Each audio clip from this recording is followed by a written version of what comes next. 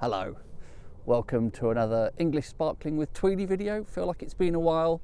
Today, a new vintage of a wine I have featured before, which I'm quite excited about actually, because I was a bit concerned this might have just been a one-off, an experiment, as it is something a little bit different from the norm. Note the bottle size and format. So as I say, I have featured this wine before, the 2020 vintage of it, and this is the 2021.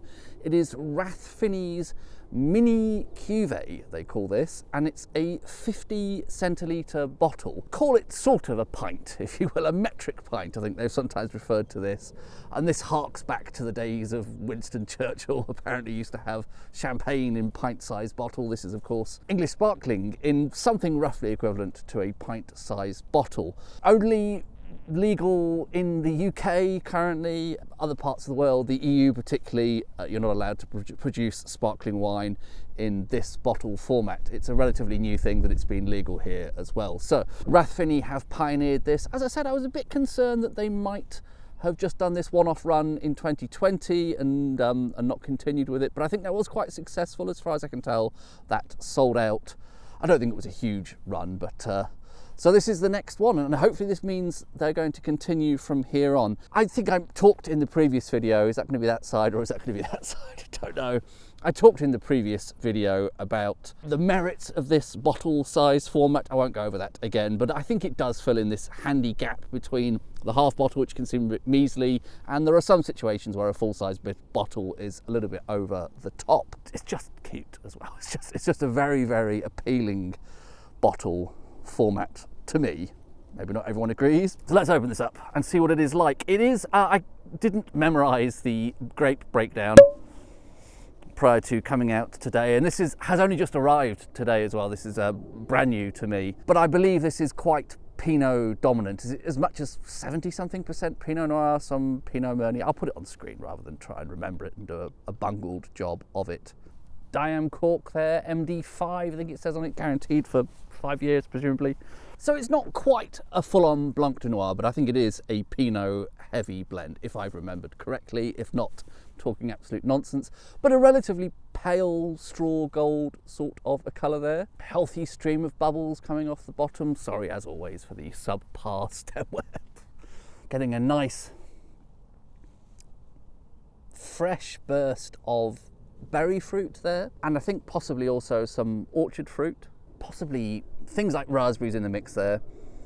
Something slightly honeyed as well.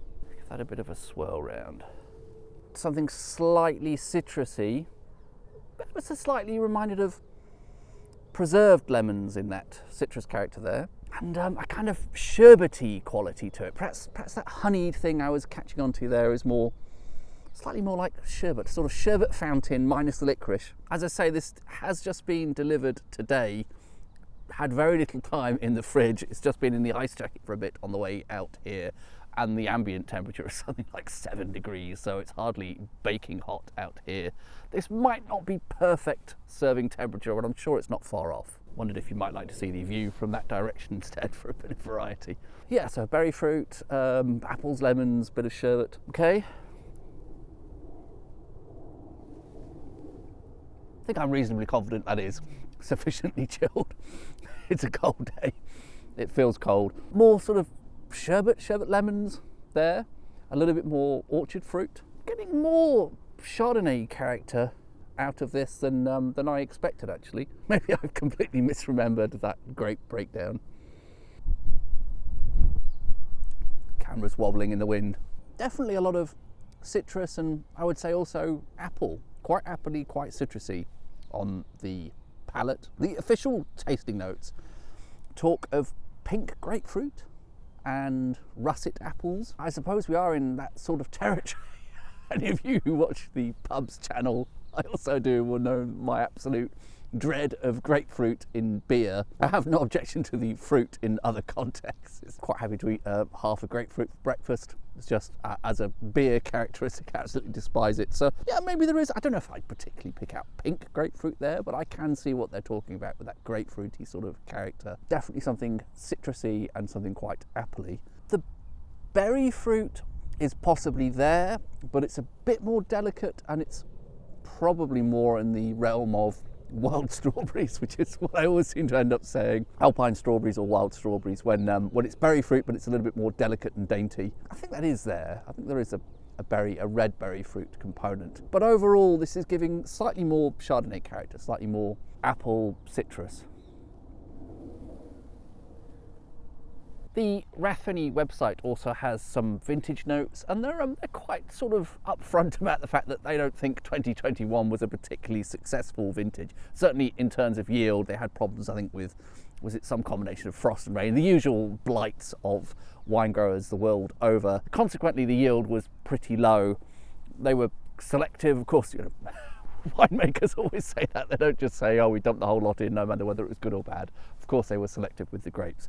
But I think this is a slightly different style from how I remember the 2020 being. I still have one bottle of that left, so at some point it would be interesting to do a side-by-side comparison. But that did seem to have more Pinot character, more berry fruit type character.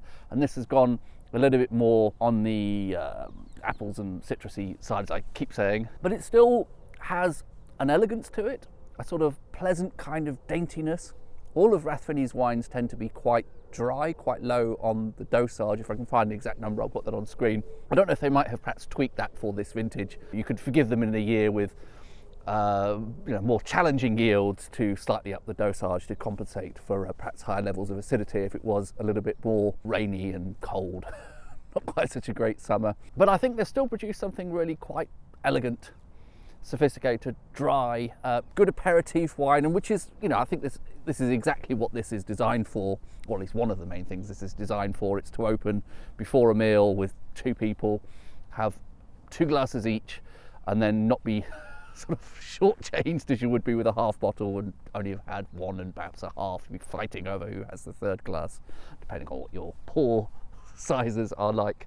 For me, 2020 was a bit more of an instant success with this because I do like those Pinot styles. I like those berry fruit characters in English sparkling, but I still think they've managed to make a very elegant, slightly more Chardonnay style wine from 2021. I will look forward to seeing how these develop as well. I think it'd be interesting to see how the wines age. I have a case of 6 again, so I have 5 left. I can sort of eke them out over some period of time and see how they develop, which will be interesting. But yeah, the main thing, very pleased they have done another vintage of this. Very pleased this is an ongoing project, not just a one-off, not just a whim, something that we'll hopefully see more of in the future. Cheers.